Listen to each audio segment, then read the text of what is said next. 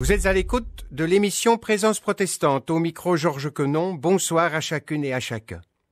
Nous voici en plein carême, ou si vous préférez, en séjour de montée vers Pâques. Nous la ferons ce soir en compagnie du pasteur Egbert Egberts. Il va nous faire vivre ce temps de passion d'un point de vue original, celui de Barabbas, le meurtrier que le gouverneur Pilate a dû libérer à la place de Jésus, il y a presque 2000 ans, à Jérusalem. Aujourd'hui, il sera notre grand témoin de la mort du Christ. Puis, la semaine prochaine, nous verrons ce qu'il a vécu dans les années qui ont suivi. Son récit nous conduira ainsi de la mort à la résurrection de Jésus. Écoutons ce texte écrit et lu par le pasteur Egbert Egberts.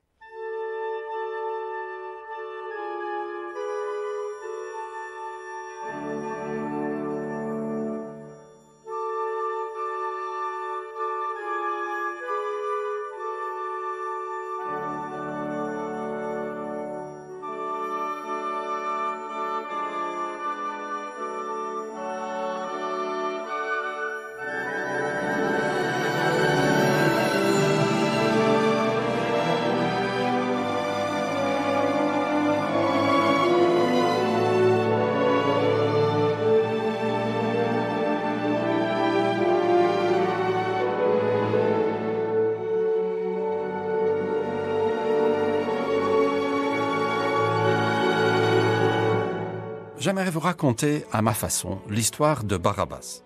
Nous ne savons presque rien de lui.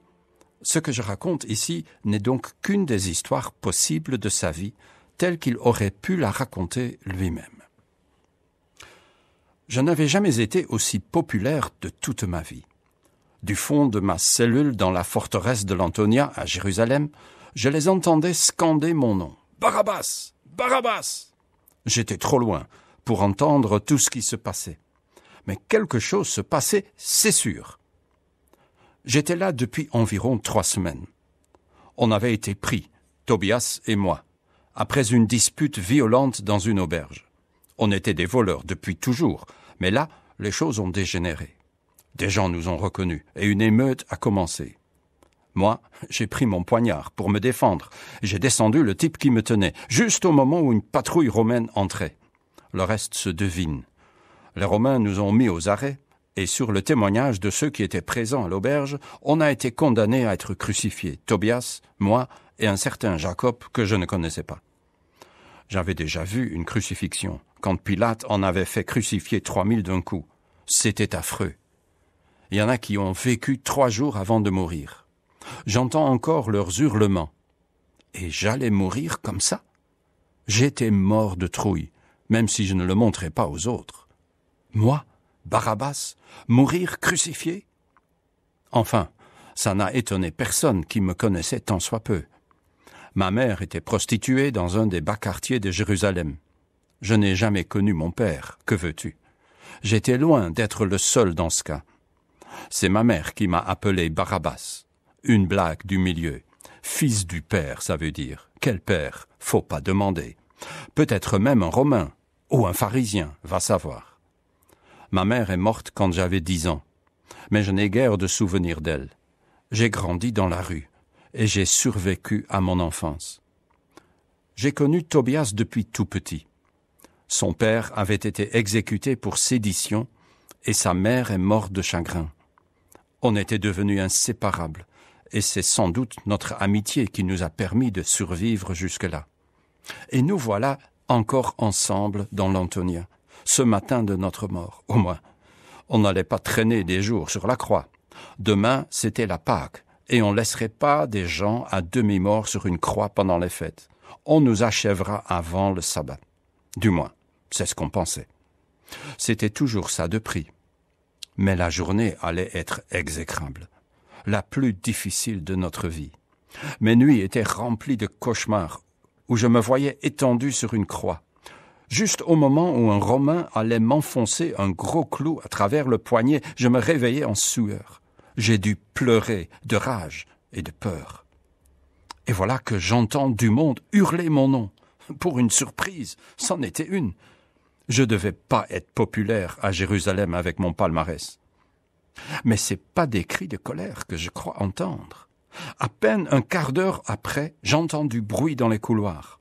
On tourne la clé de ma porte et un soldat me dit que je suis libre. Moi, Barabbas, meurtrier, condamné à mort, libre. Le soldat voit bien ma surprise. T'as été échangé contre un certain Jésus, t'as de la chance. Mais on t'aura la prochaine fois. Il détache mes liens et me pousse dehors. J'ai à peine eu le temps d'hurler à Tobias, qui ne devait pas être loin, que j'étais libéré. Après 3 semaines sans lumière, me voilà jeté dehors au petit matin. Je sors dans la cour, et du coin de l'œil, je vois celui qui devait être Jésus. Il était dans un triste état. On l'avait amené dans la cour, et toute la cohorte s'était rassemblée. Quelqu'un lui avait arraché ses vêtements, et on venait de l'attacher au poteau. Je savais ce qui allait suivre. Les Romains plaisantaient pas quand ils fouettaient quelqu'un.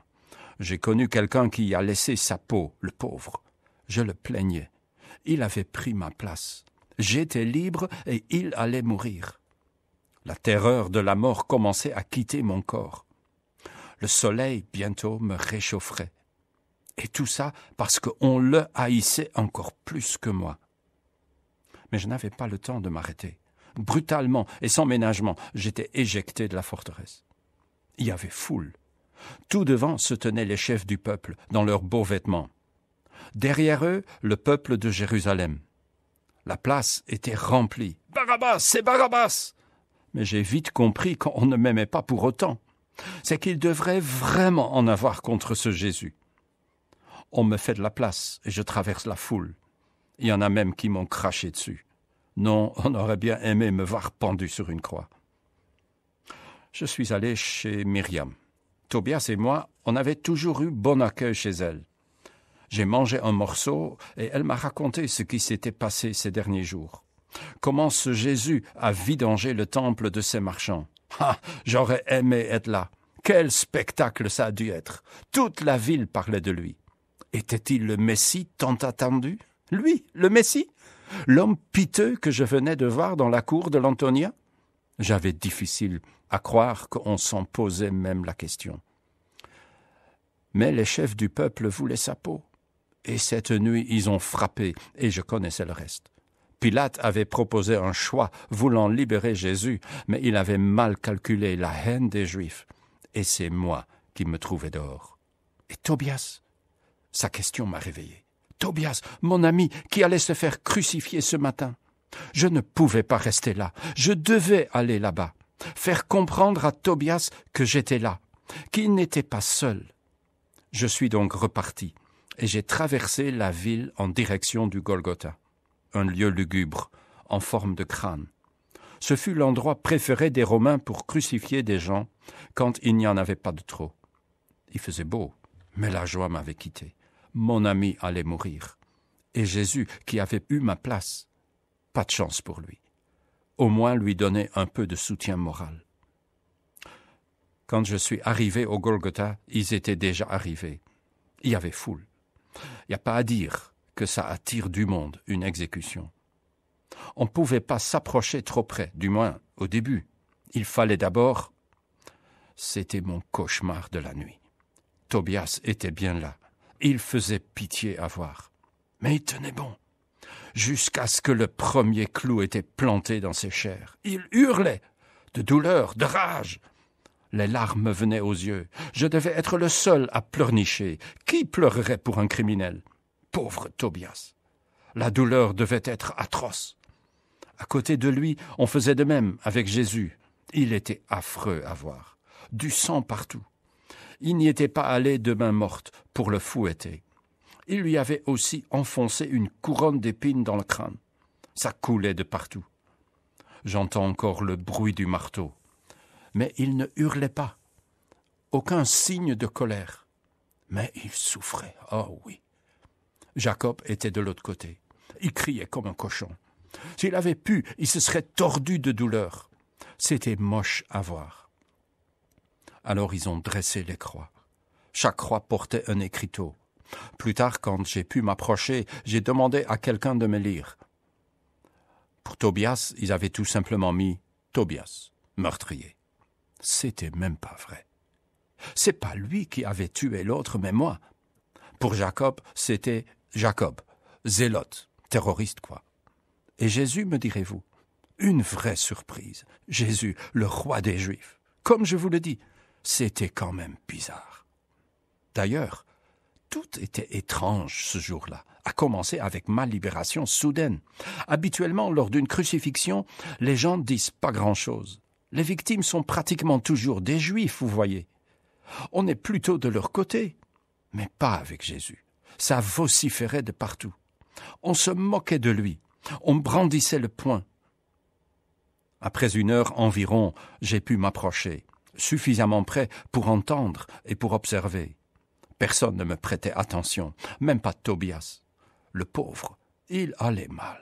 J'entends un des soldats qui se moque de Jésus. « Si t'es le roi des Juifs, sauve-toi toi-même !» Je le regarde, mais il ne dit rien. Je vois ses larmes, mais aucune insulte.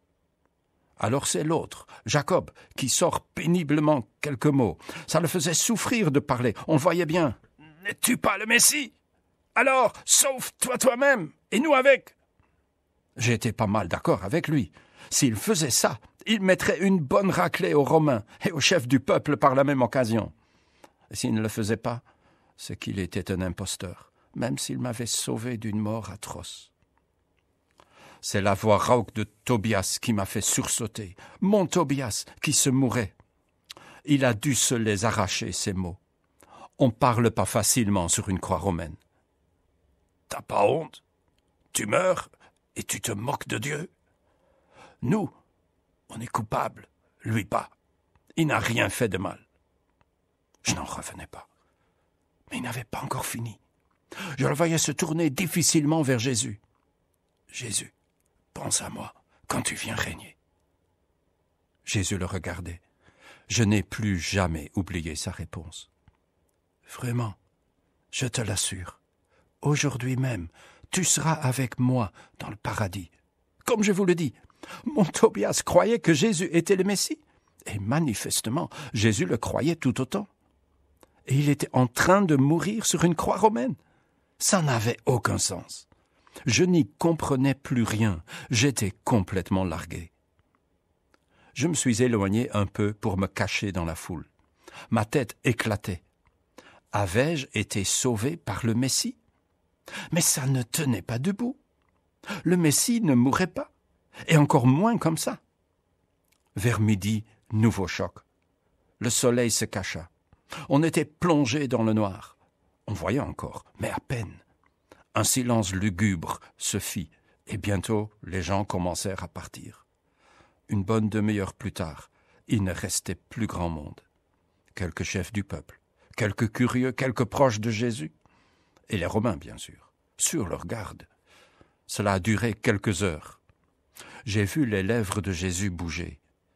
Il a dit ou crié quelque chose, puis il est mort. Sa tête est tombée. Alors la lumière a commencé à revenir. Tobias et Jacob respiraient avec peine, ça se voyait. On y mettrait fin avant bien longtemps. Le jour se finissait, et le sabbat de la Pâque allait commencer.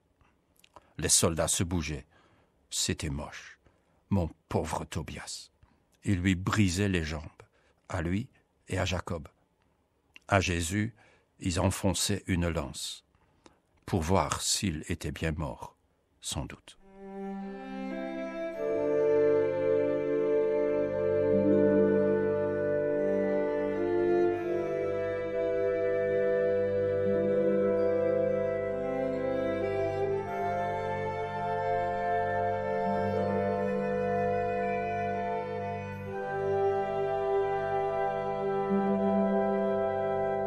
Vous pouvez réentendre cette émission avec le pasteur Egbert Egberts sur Ovio et aussi sur notre site www.aprt.be. C'était La Voix protestante, je vous souhaite une très belle soirée sur la première et à samedi prochain.